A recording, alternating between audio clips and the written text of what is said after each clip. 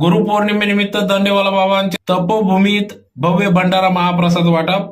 याबाबत अधिकृत वृत्त असे की गुरुपौर्णिमेनिमित्त दरवर्षी सालाबादाप्रमाणे परमपूज्य सद्गुरू दंडेवाला बाबा तपोभूमीत भव्य भंडारा महाप्रसाद वाटप कार्यक्रम पार पडत असतो। आज दिनांक 10 जुलै 2025 रोजी देखील सर्व दंडेवाला बाबा भक्तांच्या वतीने या ठिकाणी गुरुपौर्णिमा उत्सव मोठ्या उत्साहात साजरा करण्यात आला। यावेळेस कार्यक्रमाप्रसंगी सकाळी 10 वाजता परमपूज्य दंडेवाला बाबांचे प्रतिमा पूजन करण्यात आले।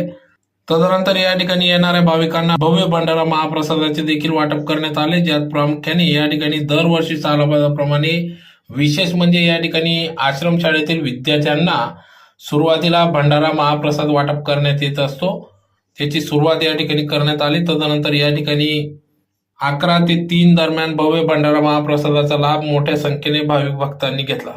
तर या कार्यक्रमाचे आयोजन परमपूज्य सद्गुरू दंडेवाला बाबाजी गुरुपौर्णिमा उत्सव समितीच्या वतीने करण्यात आले होतं।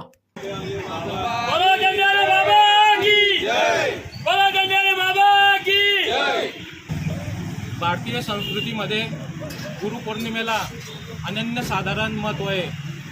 या आषाढ महिन्यातील पौर्णिमेला गुरुपौर्णिमा हा पवित्र सण साजरा करण्यात येतो। या दिवशी भक्तगण आणि शिष्यगण आपल्या गुरूंच्या प्रती कृतज्ञता व्यक्त करतात।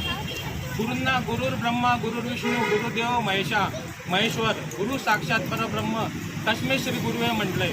म्हणजे या श्लोकामध्ये गुरूंना त्रिदेवाची उपमा दिली गेलेली आहे।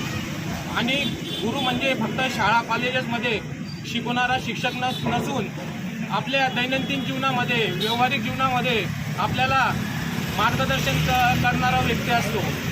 परमपूज्य सद्गुरू दंडेवाले बाबाजी यांच्याशी कृतज्ञता व्यक्त करण्याकरता गुरुपौर्णिमा निमित्त सालाबादाप्रमाणे यावर्षी गुरुपौर्णिमा उत्सव साजरा करण्यात येत आहे।